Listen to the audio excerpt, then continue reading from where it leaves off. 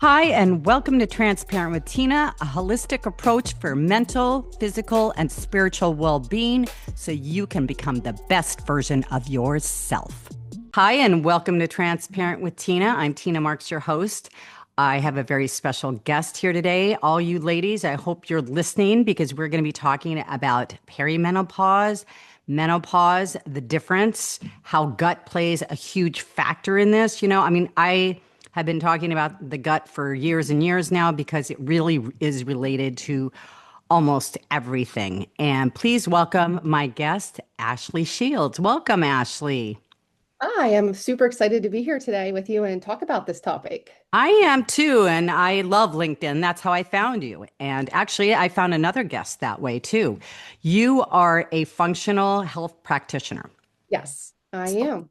Why don't you tell us a little bit about your journey? Because I know you have a backstory of everybody has a backstory of why they got into this. And I want to say right now, a lot of the time it's your I love that expression, your message, your message. So oftentimes when we go through really, really challenging situations, we are inspired to dig deeper into that and share our gifts. So I think this is kind of what happened to you as well, right? Yeah, that's what really gave me the passion to get into functional medicine and coaching because, well, I've been dealing with gut issues since I was in high school, but it just progressively got worse. And I went to a lot of doctors and they just gave me that IBS diagnosis, which if I'm Mm, being honest, it's a garbage diagnosis when they it don't know what. is. It is. It's just like fibromyalgia. What does Yes, that mean? exactly. When they don't know, they just like, well, you probably have that. Yeah. Yeah.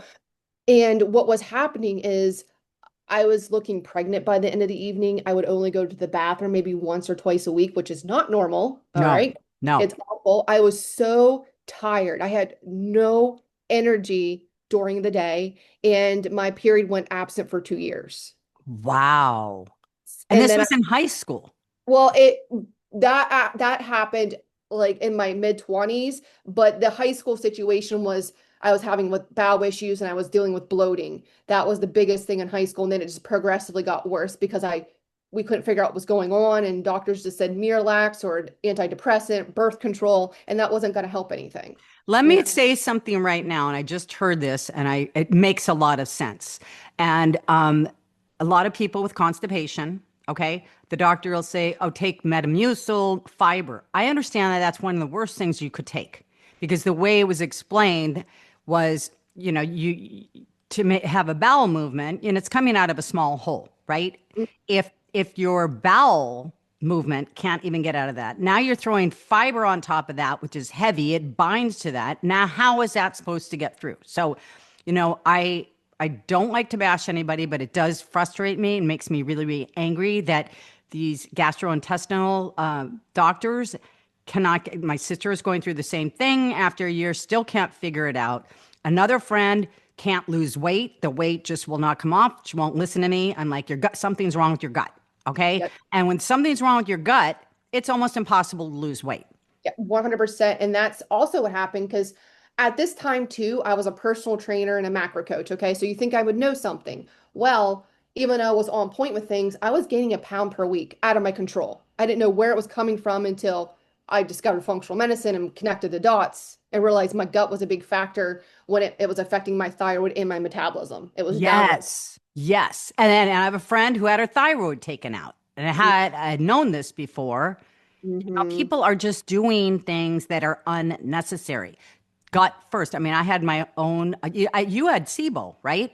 Yes, yes, I did. That is not fun. Most IBS cases are SIBO, believe it or not. And in case I had it too. I had Oh, four different things going on with my gut. SIBO is small intestinal bacteria overgrowth, and it's not fun. And the protocol is not fun either. You kind of basically have to be taken off all foods, and then you gradually put them back in to see what's disturbing, where your food sensitivities are and everything else. But I had that. I had leaky gut. I had four different things going on, and the way it showed up on me was depression, yeah. anxiety through the roof. Okay. Like I couldn't even go anywhere. I was almost like paralyzed. And then obviously gut issues and things like that. So those of you who are experienced the depression or anxiety, a lot of it probably is coming from your gut because only Yes. 10% of serotonin and dopamine are created in your brain. 95% are created in your gut. So I think the first place would you think it's safe to say if any kind of like ailment is to check your gut first, which traditional doctors don't do. They don't, because I remember bringing up SIBO to my gastrointestinal doctor, and he thought I was crazy.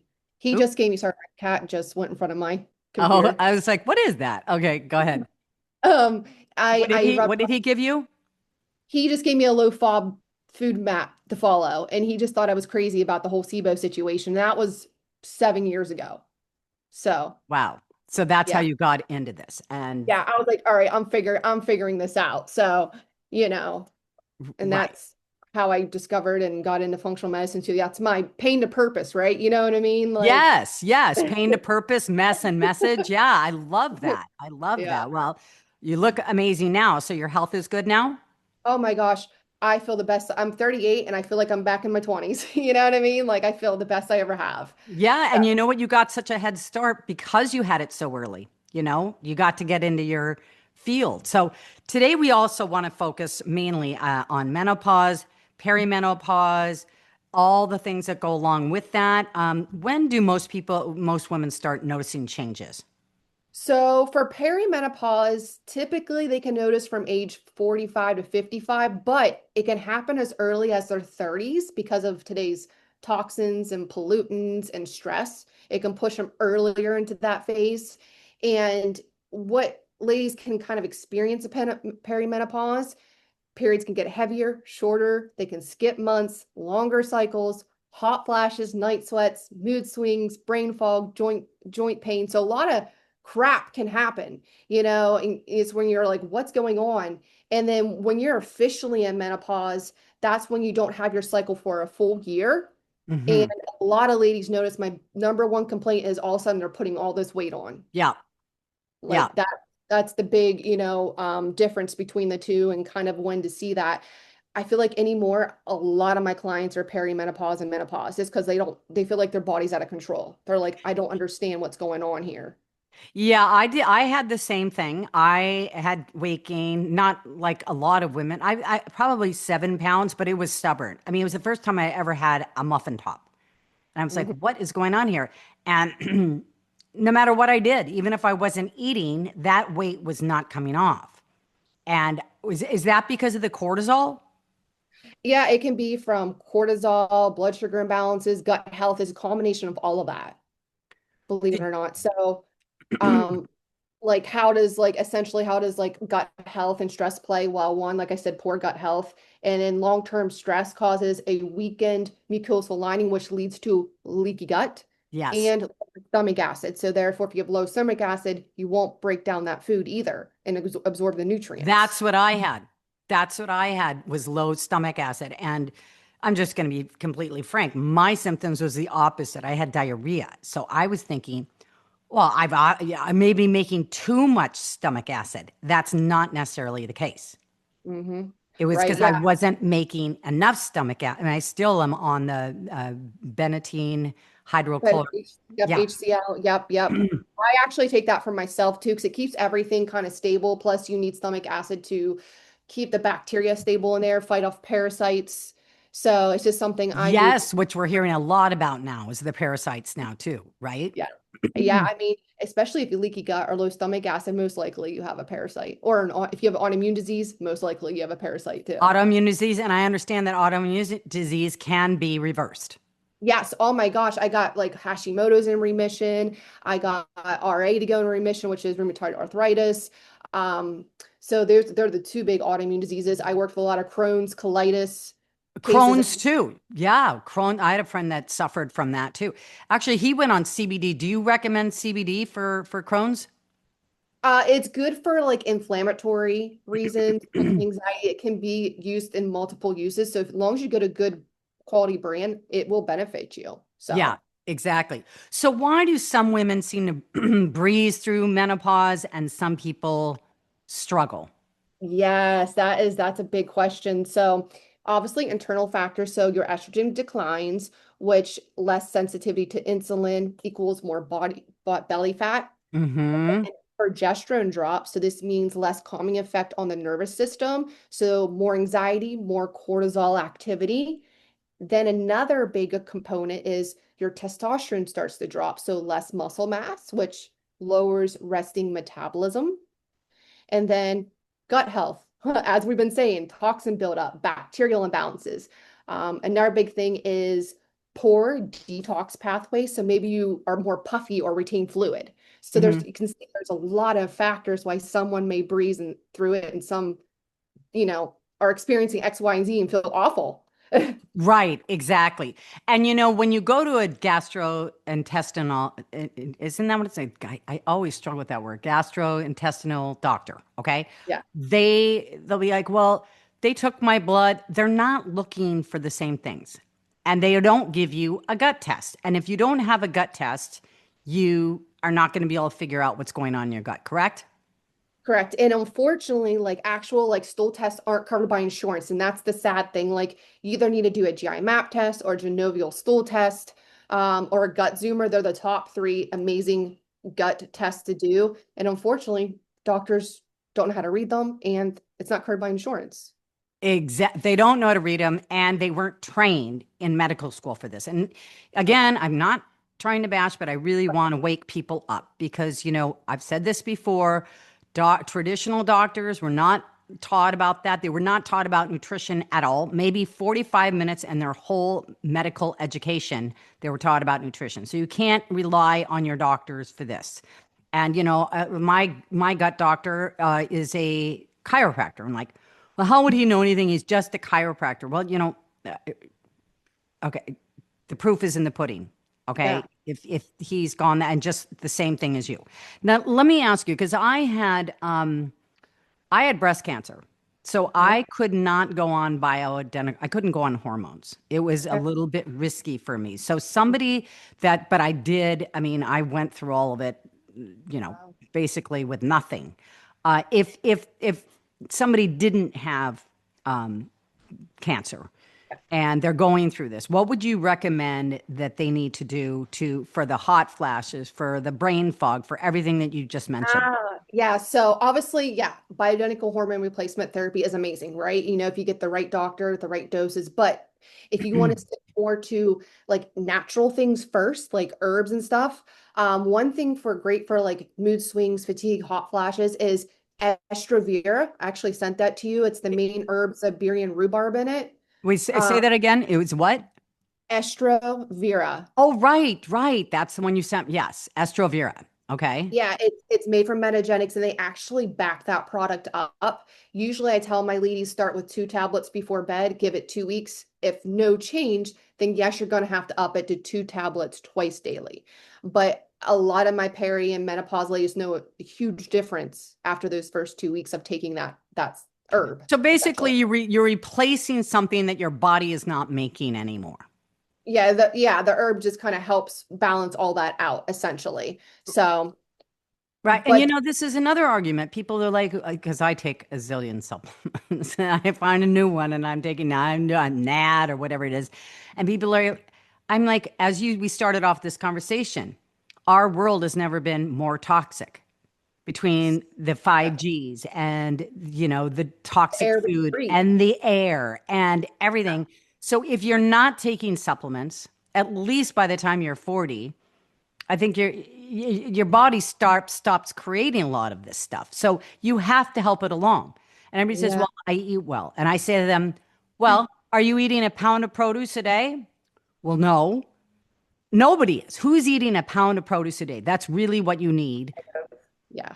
to Yeah. sustain yourself. So you need the greens and minerals. Why don't we talk about minerals? How do minerals affect, menopause and perimenopause if I you're mean, deficient? yeah, if you're deficient in minerals, like that's going to affect you in your adrenals, your energy levels. You Yes. know, that's a huge one. And it's like some herbs I actually like for that, like to actually support adrenals is like probably butchering it wrong, like ashwagandha, I rhododelia. take that. Yep. Yeah. Also maca root is really good supporting estrogen and adrenals as well. I love a product. It's from the brand is Nuthiex, but I love Herbal Adrenal Plus to stabilize the adrenals. I think Now, that's would absolutely. that be something you would just do? Would you take that ongoing? Honestly, you can take an ongoing guess. Yep. And it's called what? Herbal, Adrena, and then plus sign. Instead of writing out plus, it's just a plus sign after it. Drina. Okay, perfect. Yes, because Yeah. okay, that's great. That's great news. Okay. Yes. And then okay, so there is something I know that your body starts detoxing around 3 o'clock in the morning. Have you heard that? Yeah, between 1 and 3, because that's when your liver starts to cleanse itself. Okay. And this is another thing why sleep is so important. Yes. I mean, you're going to bed at 12, you're disrupting a lot of what's supposed to happen while you're asleep. Now, like clock, oh, there's your cat. He's so Oh, cute. sorry. No, he's okay. Well, I immediately wake up at 3 o'clock and I don't have the night sweats anymore, but I'm hot and the sheets are like, I can feel the heat coming off that. And then, so for that, you would say the adrenal, or what would you say for the other one that you said earlier? The Estrovira, definitely Estrovira for that, okay, 100%. okay, perfect. Let's talk about how blood sugar. We talked about cortisol. Oh, how blood sugar and cortisol are connected to hot flashes, poor sleep, and Yeah. mood swings. Yeah, so we can dive a little bit into that. So obviously, yes, blood sugar spikes can trigger hot flashes, especially if cortisol is high. Insulin resistant and inflammation usually are linked to high cortisol and can worsen estrogen imbalances, which can fuel hot flashes. So for example, if cortisol is low at night, but if your sugar crashes while you're sleeping, your cortisol will spike to rescue you, which will Mm. up between 2 and 4 a.m., 1 and 4, whatever, and it can lead to restless sleep. And therefore, yeah, you can wake up not feeling so great, right? Or not rested or low energy. And then as far as like mood swings, usually happen with swings of cortisol and blood sugar. So besides hormonal imbalances like drop in estrogen, progesterone, cortisol and also blood sugars can impact mood swings as well. Yes, exactly, and that's the weight gain too. Yes. And I tell you what, I have all my clients do blood sugars. 80% of them have blood sugar issues and they're over 100. 100 is not normal. You need to be between 80 and 90 to be optimal. Is that because they're eating too much sugar? It's because they're all the inflammation going within their body, their gut microbiome being off, their cortisol being in. Ah, So I right. got to correct all that. Once I do, they notice that they're actually starting to lose weight, you Yes, know. exactly. So you were in agreement if your gut biome is off, it can be almost impossible to lose weight. Oh, yeah, 100%. I've experienced it myself. I see it so much. Yeah. Wow. So, Okay. And what about certain foods at this time in your life? I mean, what should you stay away from? What so should you be doing more of? make this as simple as possible. One, yes, your gut microbiome needs diversity. So what I mean by diversity, maybe you do a little bit of keto for the inflammation. Maybe you do a little bit of carnivore, right? But the biggest, like the most like golden nugget you could do is eat Mediterranean based because it's anti-inflammatory. So if I have to recommend anything, it would be that. But yes, it is good to have diversity in your nutrition. Right. So, but Mediterranean diet. Yeah. yes, that would be Absolutely. 100% go to when it What comes to. what about intermittent fasting? I found that way too late in my life. But So, yes and no. It depends on the individual, depends on the stress of the individual. Okay. So, everybody's a little bit different, and some people abuse it. But is it good? Yes, I do feel it's really good if it's used in a proper way. At least, intermittent fasting 12 to 15 hours is a good rule of thumb. yeah, I do it more than that. I only eat usually within a 6 or 8 hour window. So, that's okay, but I wouldn't do that long term because it'll No, eventually work against you. I think it is working again. I've lost a lot of muscle mass. Yeah, so I would change it up for maybe a good 12 weeks and then maybe go back into it. Oh, that long? Yeah, cycle in and out of it. Your body adapts. It's very smart. So if I just keep doing it, what's going to happen? Lose muscle mass and what else? You'll probably just plateau. If you want to lose weight, you'll Oh probably. no, I have a hard time. I should probably be opening that window because I have no problem with weight now. In fact, Okay, if good. anything, I got to keep weight, concentrate on keeping weight on. So you won't lose muscle mass as long as you're intaking enough protein within those hours. Can I tell you something? I can't. 30 grams of protein, it's like, that is so, it's like 5 eggs. It's like, do you agree with that? 30 grams of protein in every meal? I mean, at least 20, nothing less than 20. You don't have to have like overshoot of protein. Like you need at least on average 80 to 100 grams, at least Okay. 80 to 100 grams per day. And you can, I mean, if you get 4 meals in, it should be no problem, right? With whatever you choose to eat, like ground beef, chicken, shrimp, seafood. You can even throw a clean protein shake in there, right? You know what I Yeah. mean? Like a smoothie Yeah. Yeah. to make things. Yeah. With yeah. Yeah. Uh, what was I going to say? So the, so my trainer was telling me too that you need carbohydrates too to lose weight. Have It's you, balanced. Like huh? you mean like carbs, right? You're talking about carbs, right? Yeah. Because Yeah, I mean, everybody's scared of carbs. And now they're saying that's how you're going to put more muscle mass on is the combination between protein and carbs. So let's your talk about body that. your body needs carbs. Your thyroid thrives off of carbs. Okay. So it's What kind of carbs? having a healthy balance. Believe it or not, I like fruit for carbs because it's easy, digestible, quick energy, and you're less likely to store it as fat. Okay. But 'Cause if you're when you're eating fruit, is it true that you need to put fat in there too to slow down the absorption of the sugar? So not like necessarily, not no. necessarily, not Okay. necessarily, you Okay. know. So if I'm having a smoothie with, let's say, acai and pitaya and mixed berries and everything, because I always put like almond butter in there. People put an avocado in there or something like that. Yeah, yum. Yeah, it's Okay. And then great. also, people don't think of vegetables as carbohydrates either, and they are. Yeah, there's carbohydrate, it's low carb, but there's carbs in it. Yep, but that's where you get your fiber from too. Right. That's where you get your fiber from. What about breads? What about rice? I mean, I heard that rice has arsenic in it. And then the breads, you know, Depends. Organic, that's the best way to go, right? You know what I mean? If you can, because it's less likely to be technically contaminated. But I love like quinoa, basmati rice, sweet potatoes. Sweet potatoes have so many like nutrients and whatnot in it. So I'm huge on that. Like I eat gluten-free, but I love like gluten-free like oats, you know what I mean? To make like oatmeal and things like that. have you So called tried, it's called QUA, I think it is. It's seeds and it's like a oatmeal, but it's seeds instead of actual oats. Because I've heard that oats are very inflammatory too, right? they depends on the person again, Yeah. but they Yeah. I'm be. highly sensitive to gluten. So I really have to stay away from that. Well, yeah, that's why everything I would usually recommend to like my clients, it's usually always gluten free because that Okay. fuels the fire when someone's so inflamed, right? Or if Yep. their gut microbiome's off or hormonal imbalances, like I will cut that out temporarily so we can get to the root and cause as less. See, yeah. And Yeah. you do a food sensitivity test.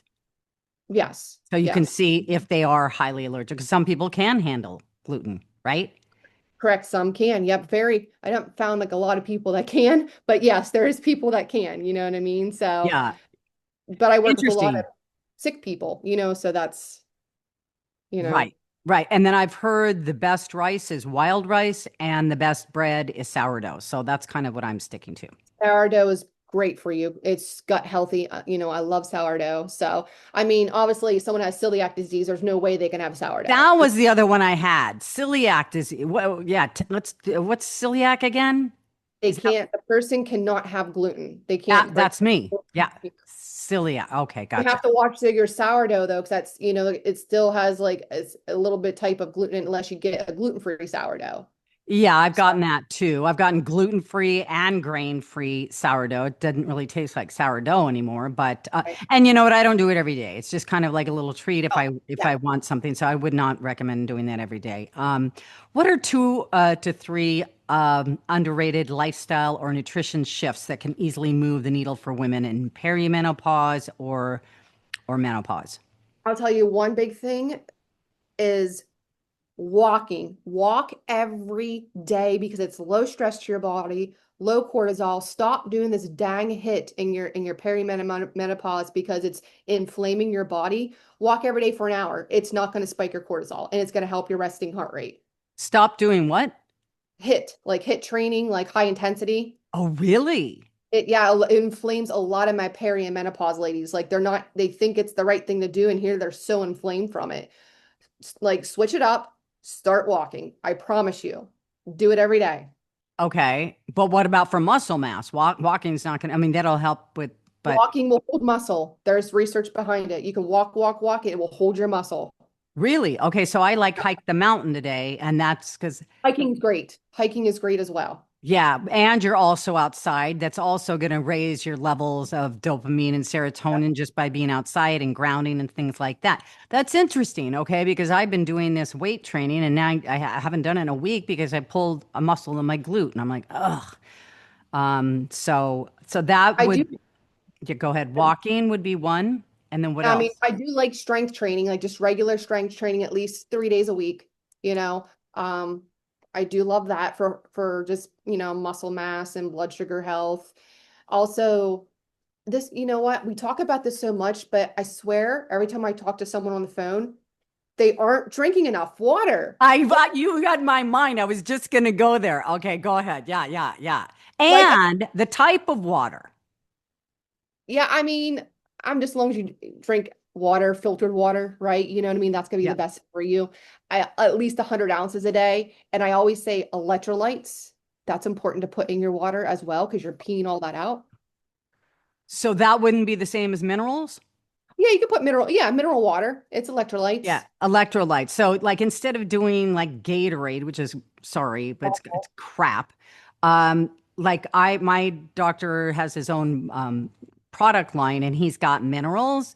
Okay. But I was just reading if you put like a between a quarter and a half a teaspoon of good quality baking soda, that'll do the trick for minerals too. If you just don't have the money to spend on minerals.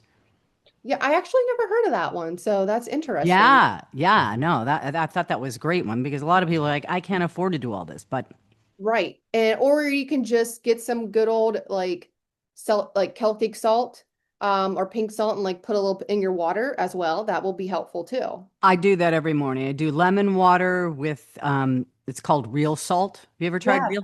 I do that and I put turmeric in there. I put curcumin in there. I put black pepper because people do turmeric and if you're not using it with black pepper, it can't absorb in your body. Right. And then I do a little cayenne pepper and ginger and garlic, believe it or not. That's awesome. That's It, that's beautiful. Gets your yeah, digestion, everything going, yeah. inflammation, all that. Don't you think like turmeric is like the miracle Oh, it's herb? amazing. I try to like season my food with it as much as I can. Oh yeah, it's great. I mean, like you said, but you need to have that black pepper to help with absorption, so Yes, that's important. yes. So Okay, so when we were going back to the underrated lifestyle, so you said one is walking. Can you give us like two more? yeah, the water situation, Oh, drinking at least water, 100. right. Yes. Yeah. And then Mediterranean, like we talked about, eating Mm, based foods, like those are the top three tier things, besides obviously getting your 8 hours of sleep, right? Working on stress, you know what I mean? Doing things to ground you, you know what I mean? But those are like the three big components that can really help things, right, especially. exactly. Exactly. In fact, I've got a grounding mat below me right now. And in case anybody doesn't know what grounding is, you can do it a couple different. You can get a grounding mat. I have this one's called Grounding Well. I I have don't that have one any. too. Do you? I don't have any affiliate towards it at all. I mean, I'm not married to them, but or outside, 10 minutes a day, just have your feet. They say in the grass. It can be in Yes, the soil. I mean, as long as you're touching Mother bare feet. Earth. Yeah, bare feet. Yeah, exactly. So what are some of your favorite herbs for supporting sleep and anxiety while progesterone is dipping? Yeah, so believe it or not, melatonin, 5 to 10 milligrams. As we get older, we make less and less of melatonin. Okay. And then another one is we actually talked about at the beginning of this How many milligrams of melatonin? Because I know there's 5, 10, 20. yeah, but anywhere from 5 to 10 milligrams. Okay. Yep. And I always tell people take it about 45 minutes before bed. It's I usually time my sleep. I time my sleep. Well, I want to be to sleep at a certain time because I take L-theanine. yeah, that's great for calming. Yeah. Yeah, it calms them because I have ADD, a very active mind, so that helps. And then there's another one called Power to Sleep. Have you ever heard of that? I have not heard of that. The only thing I heard about now, I heard melatonin is great for like cancer, preventing cancer. It's more than just a Oh sleep yeah. aid. But I've It, also heard that melatonin doesn't work on everybody for sleep, but it's okay. overall benefits, right? Yes. Yes. I like so for like how you said you have an active mind and stuff. I love a product called I take it myself to shut my mind down and relax and sleep. It's called Court Ease, again by Nuthix. It's amazing. Amazing. How do you spell it? Coreaze. Uh-huh. Corteaze. Yep, Cordy's. Yep, from Nuthix. It's amazing. I put a lot of people on that, and it does wonders for sleep for people that can't tolerate melatonin. Because some people actually does the opposite, where it keeps them up. You know what I mean? Yeah, like I said, I didn't know that. I just thought it Yeah, was a sleep aid, but it is and it's not, right? yeah, yeah, So yeah. tell And us how you work with people. Ashley, is it one-on-one? Do you have an online course? How do you work with? so it's all one-on-one. Okay. The program is individualized to the person, depending what they want to work on, their goals, their issues. I actually have two co-coaches that work for me as well, because obviously I can't do it all. Hmm. Hmm. know? But so my program's essentially 4 months long. And I do include a functional test. I don't know if you ever heard of it. It's called a Dutch test. Dutch, no, So no. it's urine, yeah, it's amazing. It's a urine test and it tells me like what the person's cortisol is doing over a 24-hour period. It tells me their estrogen, progesterone, especially their estrogen pathways. Yeah. And it can tell me if they're going down a cancerous pathway, an inflammatory pathway, or even a healthy pathway. Uh-huh. Yeah, and in androgens, testosterone, it tells me B vitamins, neurotransmitter levels, brain inflammation, gut inflammation, oxidative stress, glutathione, melatonin, biotin, methylation. So it's a very in-depth test. Okay. Love it. So how many tests? You would do a stool test. That would be additional if the person is able to financially do it. Okay. Um, but the Dutch test is actually it's the only test that's included in my program. Oh, I see. Okay. And then if you have to do more tests. So why 4 months? So you do the test, then you probably put them on a protocol with herbs, supplements, foods, everything else. Yeah, we do a flush protocol too in the beginning. It's more so to help with like inflammation, open up detox pathways. And I do it the healthy way, meaning the person's eating it, they're not starving, they're not pooping their pants. You know what I mean? Like it's Mhm. done a healthy way. Yeah. So I do start like pretty much everyone on a flush because everybody needs it. I don't care how healthy you are, you need one. You know what I mean? Yeah. Yeah. And then from there, it depends on what we do with the person, depending what they have going on. But 4 months, just because you need at least 4 months to work through a lot of things, break old habits, right? So you can't resolve everything in 1 month. So Right. I found 4 months, you can make a lot of progress with someone. So I found Yes. like that sweet spot, essentially. Hmm. So Okay. yeah. And what's the best way to find you? So the best way, there's a few ways. So obviously I'm on Instagram, which is Ashley J Shields Fit, or they can email me, which is Ashley at tbvitality.com. T is Or T and B as in boy, yeah, vitality, right? yeah, Uh-huh. yep, exactly. And then another way would be you can always go to my website, which is www.tbvitality.com. And just so you know, I mean, I was on Ashley's website and we were talking before I pressed record. One of my friends has Barrett's esophagus, which you have on your website too, which is if any of you have acid reflux, I've had it in the past, it's a problem, you need to contact Ashley, okay? Because it's not normal and it can be a precursor to esophageal cancer. Enough said. Okay. So if you're having any of the things that we've talked about, brain fog, anxiety, depression, bloating, weight gain, any of these things, it's probably related to your gut. So and ladies, for you, those of you that are going through perimenopause or menopause, Ashley would be a great person to talk to as well. So, is there anything else that we've left out?